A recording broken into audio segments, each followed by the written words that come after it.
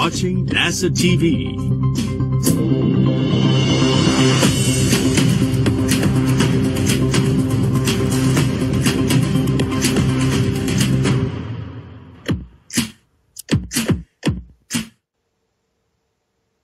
Good morning and welcome to the International Space Station Flight Control Room here at Johnson Space Center in Houston, Texas. I'm Leah Cheshire, and on this first day of November, NASA astronauts Laurel O'Hara and Jasmine Mobelli are preparing for what will be both crew members' first spacewalks.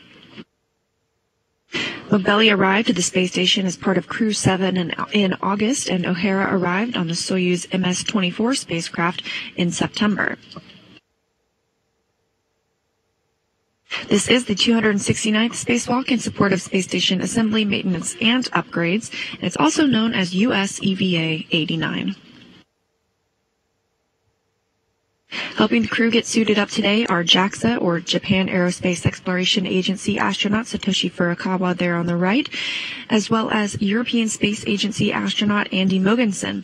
Mogensen will also serve as the driver of the Canadarm2 later in today's spacewalk with Jasmine Mobelli aboard. NASA astronauts Jasmine Mobelli and Laurel O'Hara will exit the station's Quest airlock to remove an electronics box called the radio frequency group from a communications antenna on station. They'll also replace one of 12 trundle bearing assemblies on a solar alpha rotary joint. These bearings enable the station's solar arrays to rotate properly and track the sun as the station orbits the Earth. We are in step 2-1, and the insert previous clock resumed at 1031 GMT. Copy, 1031. As you can see, it's going to be quite a busy day for our crew members, Mobelli and O'Hara. Taking a look at these team members today, you'll be able to track them while outside the space station by taking a look at one difference on their suits. Today, Jasmine Mobelli will be EV1, wearing red stripes around the legs of her suit. You can't see her right now as they are preparing to don the SAFER, the Simplified Aid for EVA Rescue. And there she is. You can see that red stripe also on the top of her suit.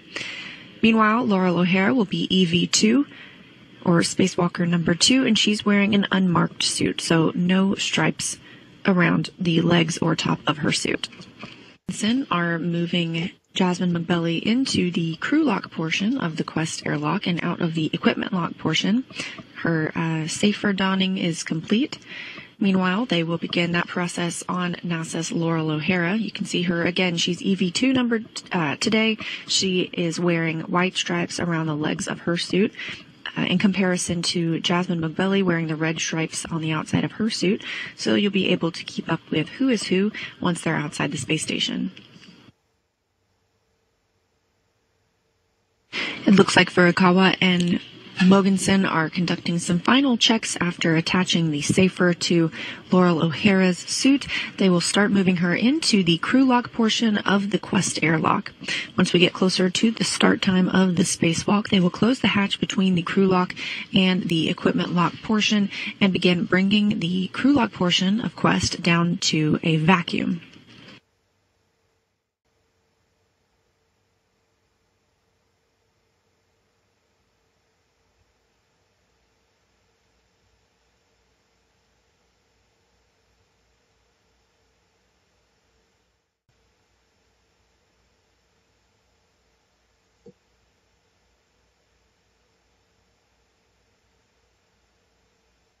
Along with Mobelli and O'Hara in the airlock are some of the tools and spare parts they'll be using throughout the day.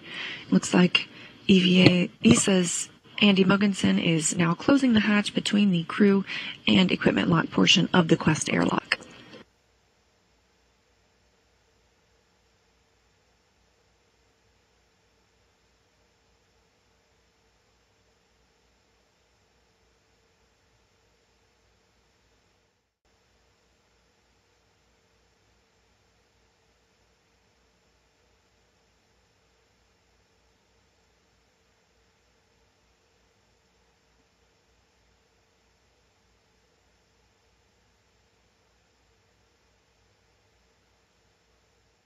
They've made it through the rest of their checklist. 3, 4, 5, 6 lines visible.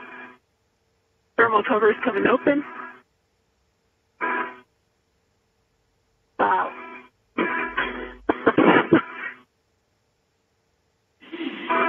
We copy the 6 lines visible, and you're about 13 minutes to a sunset, so you're coming out during day, which is probably painfully obvious to you.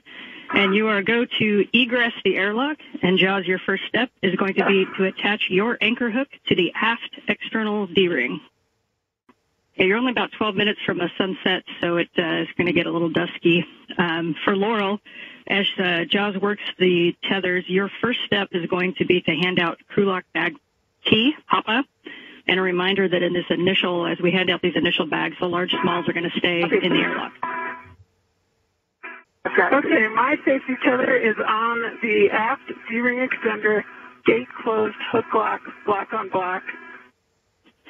Copy, your anchor is on the aft external D-ring. You can attach Laurel's anchor, EV2's anchor, to the forward external D-ring. NASA astronaut Jasmine McBelly is the first out of the hatch this morning.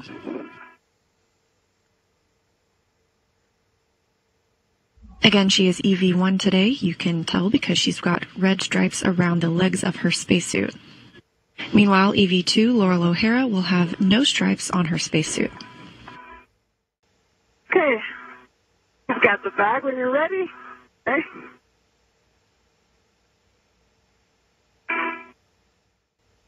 And Jaws, if you're not actively assisting, you can turn on your HECA.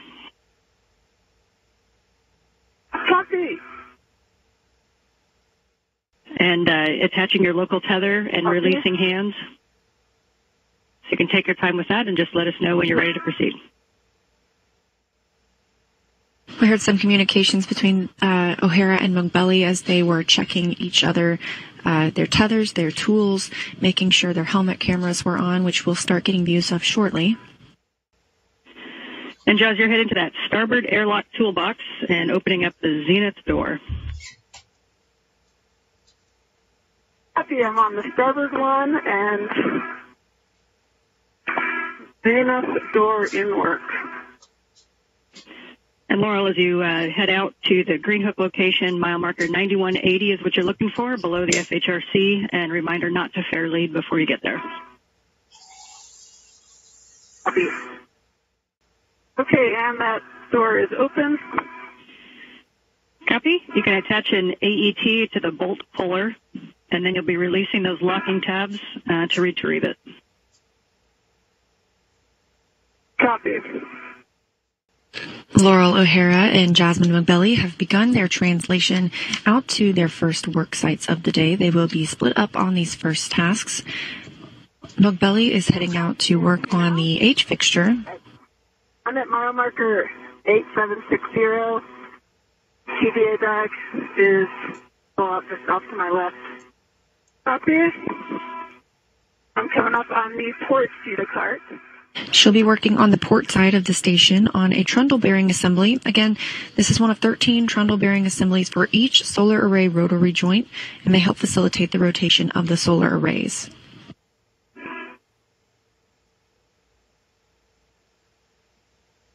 Get this bag stowed, and then my plan is to put a fair lead in.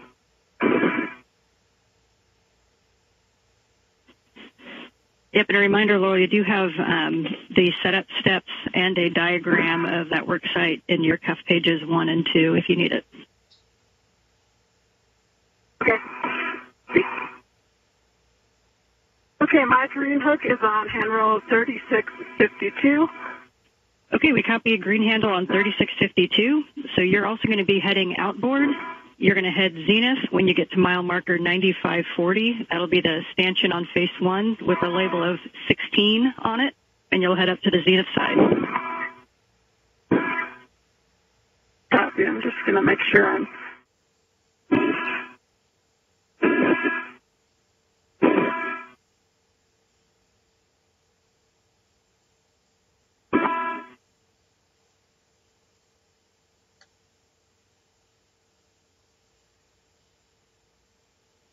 For this, I'm just going to hook that one end of the adjustable on handrail 3864, and I'm going to put the other on the safety tether reel. Okay, we copy, Laurel. Okay, and that's after 2 bolts popped out. Okay, we understand both those bolts by the tether point are popped out. That's great, so we do not need to release those more by hand. You're now going to install a RET from your mini workstation to the tether point, and we recommend installing the other hand on 3864 or another location if you recommend a different one. Copy. Okay, from EV1, bolt 1, released 1 turn. Copy for JAWS, bolt 1, 1 turn. Bolt 3, released 1 turn from JAWS. Copy H fixture, bolt 3, released 1 turn.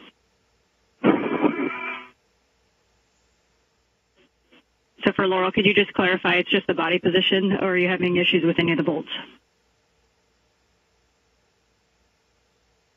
I'm not having issues with the bolts, yeah. I'm just trying to get my VIP into a position where it's stabilizing me.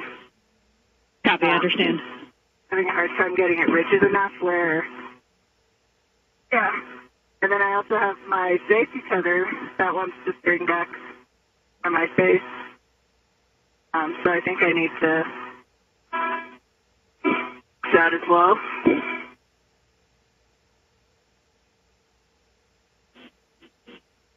Copy. And would it help it to route the safety tether around kind of the outboard of the VRT to help hold it down?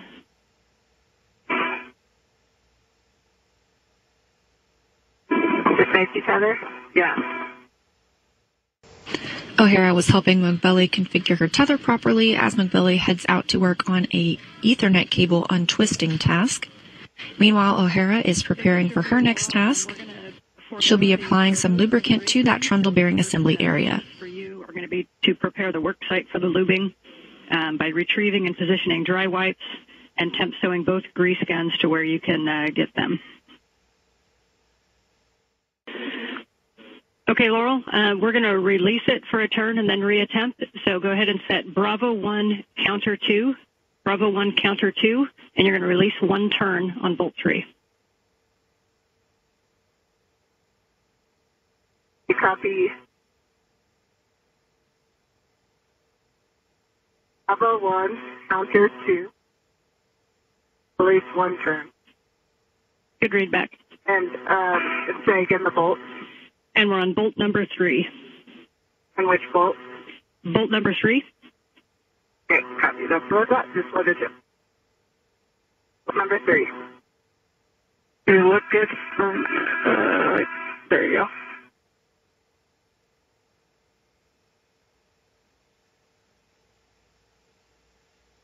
One. There's 1 turn release. Copy, and we're going to set Alpha 1 clockwise 2 again, Alpha 1 clockwise 2, and we're going to drive that to torque. And we're hoping for 2 turns.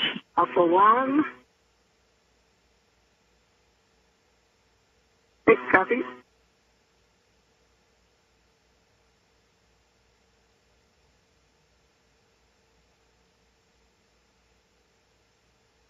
Okay, that looks good. Okay. 1. I'm just doing 1 turn. Yeah. Yeah, you're straight on. Right, 4.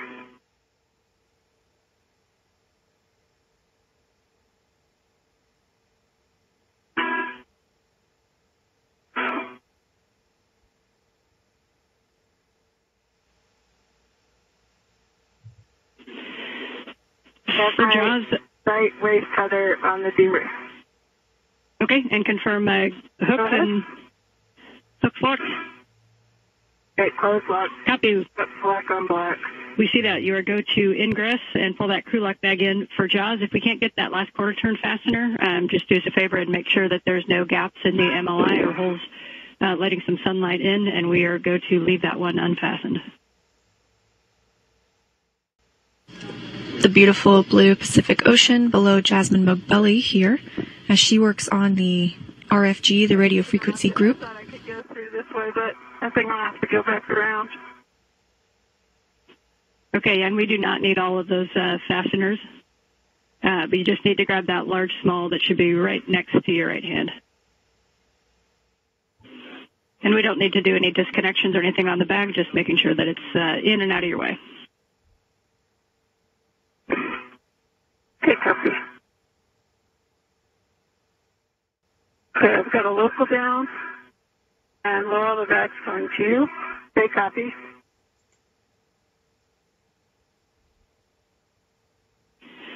All right, for Jaws, we have a good safety or waist tether check for Laurel, and so you can RET2 EV2's anchor hook on the forward external D-ring and release it. Copy. And you're going to be hooking that anchor hook to your waist tether and ensuring that the gates close, sliders lock.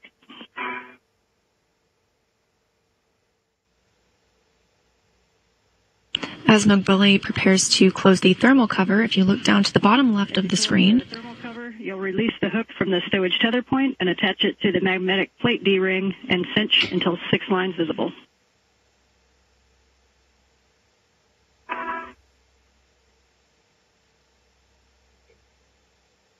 Copy. And Laura, let's see. My toes. This thermal cover being closed right now is not the airlock hatch itself. That opens inward. We had a view for a moment from Jasmine Mogbelli's helmet camera. Once this thermal cover is secured, let me get my hecka. Copy, and we'll just make the hecka is off. Copy, and we'll just make sure the magnet is engaged, and then release the hook and move it over to the magnetic plate. Started at 7:05 a.m. Central and ended at 1:47 p.m., meaning it was a 6-hour and 42-minute spacewalk. It is the 269th spacewalk in support of space station assembly, maintenance, and upgrades. It's the 12th spacewalk from the space station this year and the second for Expedition 70. Total spacewalk time for Expedition 70 with one Roscosmos spacewalk and one U.S. is 14 hours and 23 minutes total. It's the first spacewalk for both O'Hara and Mogbelli. Again, total time of 6 hours and 42 minutes. And the total spacewalk time for all 269 spacewalks in support of space station assembly, maintenance, and upgrades is 1,710 hours and 49 minutes. That's equal to about 71 days, 14 hours, and 23 minutes of spacewalking time. All right, I think we've equalized. We'll start preparing to open the hatch. Okay, copy.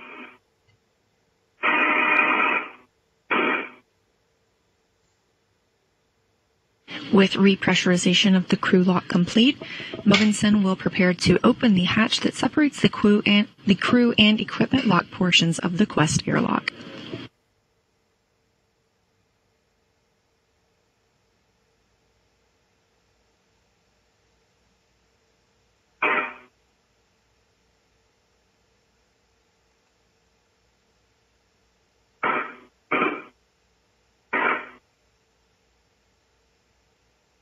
And just as Mogensen and Furukawa assisted the crew in getting suited up this morning, they will assist the crew in doffing or removing their suits as well.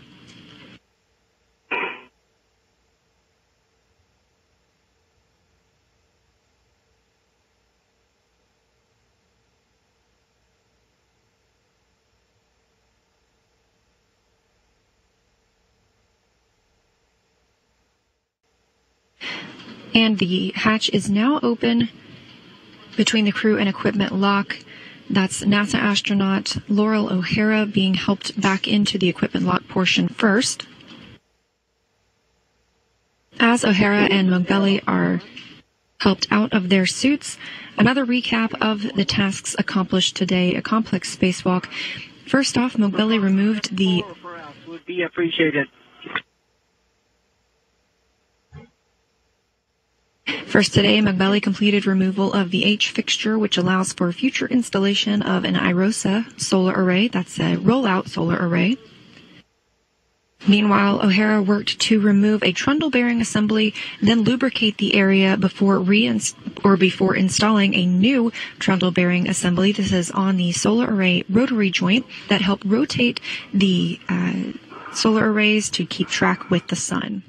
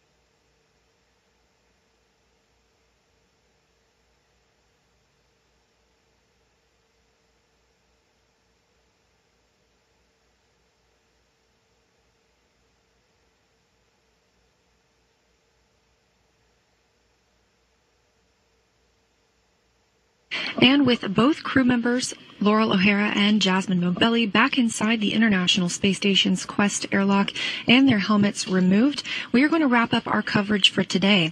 Again, today's spacewalk for these two, it was both of their first venture outside the hatch, totaled at 6 hours and 42 minutes. A successful spacewalk accomplishing some very complex tasks for the International Space Station. And we look forward to the next opportunity to see the work done outside the hatch. This is Mission Control Houston.